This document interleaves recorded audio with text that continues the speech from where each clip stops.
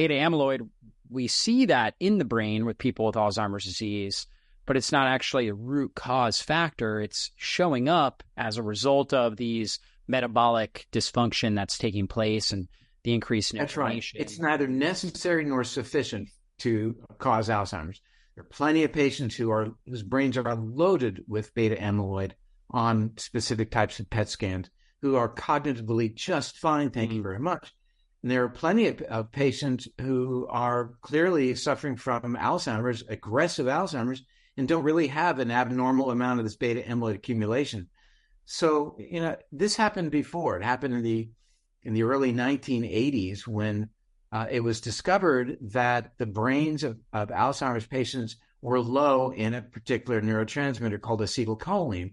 So drug companies really scurried to create drugs that would increase the acetylcholine in the brain, and they targeted an enzyme that would break down the acetylcholine. They thought if we can keep this enzyme from working, then there would be more acetylcholine, and lo and behold, we would fix Alzheimer's. And that became the mainstay treatment, a drug called donepezil, the mainstay treatment for Alzheimer's based on this cholinergic hypothesis. And to this day, it's still the go-to drug, even though research has found that use of this drug, donepezil, actually leads to more rapid cognitive decline. It's breathtaking. And maybe I'm sounding cynical. I am. I know I am. It's frustrating for me as a neurologist, as a person whose father perished from this disease. And when you look at it from those perspectives, I think it's fair that I get to chime in and have an opinion. My opinion is, okay, whether the drugs are working or not, let's prevent it on the front end anyway. That's the right thing to do from a compassion perspective, from an efficacy perspective, and from a financial perspective as well. Yeah, absolutely. And so basically the current medical system, they're using paradigms that are a little bit outdated. And so they're linking correlation with causation. And that was a problem with the acetylcholine drugs, as well as the beta amyloid medications. And so there's a correlation, but it's not actually the cause of Alzheimer's. Now, you mentioned metabolic disturbance as a root cause. And so let's go through some of the main root cause factors and kind of really the ones that we can reduce with lifestyle the most.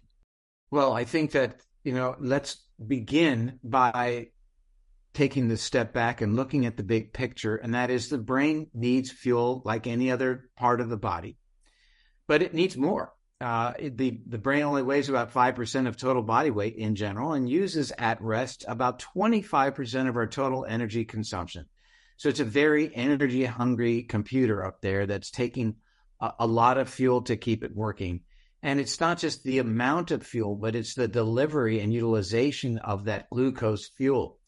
Now, we can have a discussion later on about the fact that the brain is a bit flex fuel in terms of what it can run on, but by and large, it's glucose.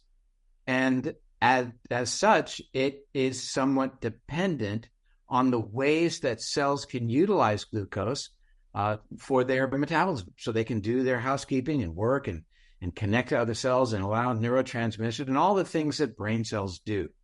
And in that regard, the hormone insulin is important. How insulin affects the brain is many faceted, not the least of which is allowing cells to utilize fuel. But I think it's valuable to consider that insulin also is a trophic hormone. It allows brain cells to be healthy, basically. It actually facilitates brain cells connecting to each other, a process called synaptogenesis.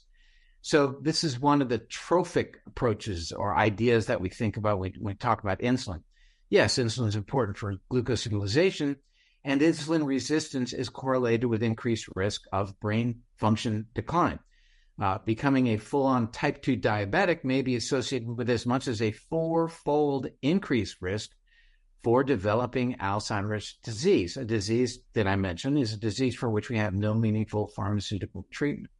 So that said, we need to keep from becoming type 2 diabetic, and before that, we need to keep from becoming insulin resistant. We want insulin to do its job. And that means that our lifestyle should be one in which we do everything we can to keep insulin doing its job. And insulin is a lazy hormone, if you will. And the more we call upon it, the less likely it is going to be there to work for us. So we don't want to keep stimulating insulin all the time, because after a while, insulin doesn't work as well as it should. We call that insulin resistance. And so the way to keep from picking on insulin so much is to keep our blood sugars under control. And that means, getting to the root of your question, lifestyle choices that keep our blood sugar where it needs to be. And that is eating foods primarily that are not manufactured, that aren't ultra processed in terms of the carbohydrates, et cetera, which would raise blood sugar and challenge insulin. It means eating foods that are lower in refined carbs and sugars as well, but also eating foods that tend to balance our blood sugars, like good fat. What did I just say? Eat more fat. Who knew? But good fat. Let's talk about the non-processed, non-modified fats as well. And also keeping our gut bacteria healthy. It turns out that the billions and billions of bacteria living within the gut play a central role in regulating body, yes, brain as well, metabolism. That what's going on in your brain in terms of its metabolic signature right now is to a significant degree determined by what your gut bacteria are doing. Can you imagine? What a concept. Therefore, we've got to do what we can to keep our gut bacteria healthy, feed them lots of dietary fiber, not threaten them with various medications like non-steroid anti-inflammatory drugs and acid blocking drugs and chlorinated water and issues like that. So everything that we can do from a lifestyle perspective to keep our blood sugars where they need to be at all times, I think is going to go a long, long way to keeping the brain metabolism where it needs to be and significantly reducing a risk of Alzheimer's disease by as much as 50 to 70%.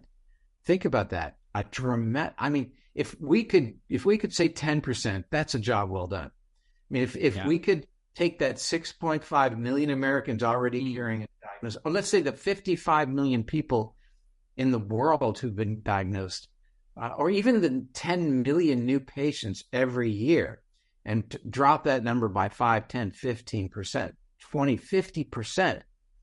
My gosh, that's a good day's work. I mean, that's the right thing to do, and it's why we're having our discussion today.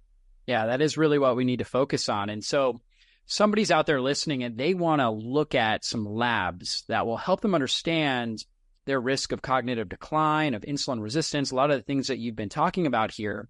What would be like 3 to 5 key labs that they should really keep an eye on? Well, let's even take a step back and recognize that before you even have your labs drawn, one indicator of risk is a very, very sophisticated device called a tape measure. You put that tape measure around your belly and then put it around your waist, and you develop what's called a waist to hip ratio. Higher levels of belly fat in comparison to your waist size, where you don't accumulate as much fat, are strongly correlated with Alzheimer's risk. So, yeah, we can talk about labs, but that's simple enough. And I think people may not even need the tape measure. They just need to look in the mirror with all due respect and recognize that's a risk. Now, that is a manifestation of lifestyle choices, primarily dietary, secondarily exercise, and quantity of sleep. All impact waist ratio quite dramatically. Less so is the metric that still remains popular called body mass index, which I think should really be abandoned because it's pretty meaningless. I mean, it wasn't originally developed to have any relationship or conclusions drawn as it relates to health. But let's look at things like waist to hip ratio. Now, as it gets to laboratory studies, I think, pretty much the status quo, getting back to blood sugar and insulin and all of that, is that people go to their doctor annually, have an annual panel of blood tests done, and included in that is a fasting blood sugar, which I'm not going to say is pretty meaningless. I mean, if your blood sugar fasting is elevated, you've got a problem. But, now if you're cognitively impaired, you've got a big problem. Knowing that your blood sugar fasting is elevated, I'm not going to say it's already too late, but you're already in trouble. So we would like to be anticipatory in terms of where a person is on in relation to their metabolism, in relation to their sugar balance and insulin functionality. So to that end, we can predict where you're going to be in a year, 3, 5 years from now, based upon some lab studies that we're able to do today. And what are they? Well, first of all, fasting blood sugar and an A1C are good, but coupled to that, we'd like to know your fasting insulin level. Why? Because if your blood sugar looks pretty good, but your insulin level's now starting to climb, it means that your pancreas is working overtime to try to keep that blood sugar in the normal range. Yeah, blood sugar still looks good. Your blood sugar's 100. You're thinking, I'm good to go. But if your insulin's starting to spike at 12, 14, whatever, it means that your pancreas is working overtime to give you that result, and it means it's not going to last. Again, it means 2 years from now, when you come back for blood work, or 5, whenever it may be, that finally you're going to develop this insulin resistance, and your blood sugar is now going to be elevated, and you're going to say, whoa, wish I would have known about that. So you can know to a significant degree by looking at your fasting insulin. Also, people can easily have what's called a 5-hour glucose tolerance test. So rather than just know what your fasting blood sugar is, you can be challenged. You drink 100 grams of glucola, which is basically dextrose, and you then follow your blood sugars through the 5-hour period and see how you respond to a carbohydrate challenge. And not just how your blood sugar responds, should be normal, but it could be elevated, but how your insulin looks as well during that 5-hour period of time. So this is a far better way of understanding the dynamics of your glucose metabolism with a simple test that any doctor can order. Now, what do I do for myself?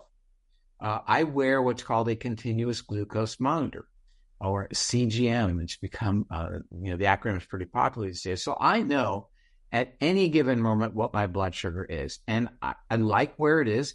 Does it ever get to a place that I'm not completely happy? You bet it does. Then I ask myself the simple question, what did I do? Where did I mess up?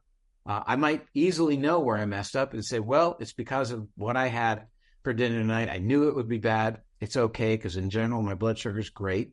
Or it could be something going on with my blood sugar that I wasn't aware of, a food that triggered my blood sugar to spike that I wasn't expecting, for, in my case, like cashews. Cashews raise my blood sugar. It's very surprising. Eating eggs with lots of olive oil, in my case, for whatever reason, looks like it drops my blood sugar. So that's great. It's an intervention I could use. Quercetin, I think, is dropping my blood sugar as well. The point is that I know where I am, and I know what's controlling my blood sugar. I'm clearly impressed that my blood sugar goes up when I exercise short term, that if I don't have a good night's sleep, which is rare for me, I happen to sleep pretty well, that my blood sugar will be elevated the very next day. And it's just a call for me in my outreach, like you and I are having right now, for people to think about the quality and quantity of their sleep if their blood sugar is coming up, or even before the blood sugar comes up. Sleep, we'll talk about it in a minute. So these are some of the important tests. I think looking at markers of inflammation like C-reactive protein, clearly correlated with Alzheimer's risk, great, but the question is, so what do you do about that? Oftentimes, an elevated C-reactive protein, or HSCRP, highly sensitive, relates back to elevation of blood sugar. Who knew? Why? When blood sugar is elevated, it binds to various proteins in our bodies called glycation, a process called glycation. And our immune system then sees these proteins perhaps as being foreign. They don't work as well as they should. And that turns on inflammation. You might measure that in the C-reactive protein. Now, this may sound complicated, but the A1C test is a marker of glycation of protein, in this case, hemoglobin. So that makes it more understandable and familiar to the viewers. So it's a very common test. The A1C is valuable. It gives you a longer-term sense as to what your blood sugar is doing. So I think these are the keys. There are a lot of others, along with uric acid being fundamentally important for metabolism. We'll talk about that at length. I kind of left it off the list for now because I know we're going to get back to it. Uric acid, I think, is really very important. There are many, many other tests, not the least of which is knowing genetically what you're at risk for. Elevation of things like homocysteine, a really important marker of risk for cardiovascular and Alzheimer's diseases as well. So homocysteine, certainly want to include that on the list, along with more esoteric things that really depend on an individual's genetic predisposition.